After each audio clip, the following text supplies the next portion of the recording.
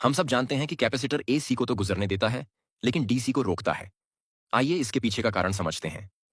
जब हम किसी कैपेसिटर को डीसी पावर सप्लाई से जोड़ते हैं, तो वो चार्ज होना शुरू हो जाता है, जिससे सर्किट में करंट फ्लो होता है। लेकिन जैसे ही कैपेसिटर पूरा चार्ज हो जाता है, उसमें और चार्ज रखने की जगह नहीं बचती और करंट फ्लो बंद हो जाता है। जब हम इस चार्ज्ड कैपेसिटर को किसी लोड से जोड़ते हैं, तो ये डिस्चार्ज होने लगता है, जिससे फिर से करंट फ्लो होता है। तो हम ये कह सकते हैं कि सर्किट में करंट तभी चलता है जब कैपेसिटर चार्ज हो रहा हो या डिस्चार्ज हो रहा हो। डिस्चार्जिंग के कारण ही एक कैपेसिटर डीसी को ब्लॉक करता है। ये शुरू में थोड़ी करंट फ्लो करने देता है, लेकिन जब पूरी तरह चार्ज हो जाता है, तो सर्किट में अब कोई करंट फ्लो नहीं होने देता।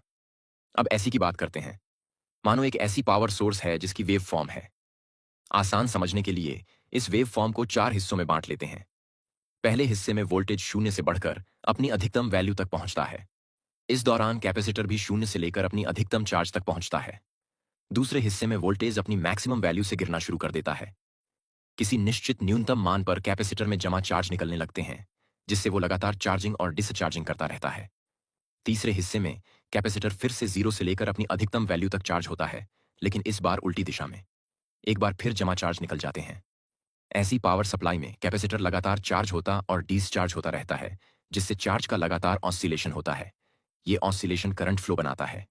तो ऐसी पावर सप्लाई के साथ कैपेसिटर की प्लेट्स के बीच चार्ज लगातार ऑसिलेट करता रहता है, लगातार चालू बिजली की तरह। और भी जानकारी वाले वीडियो के लिए लाइक और फॉलो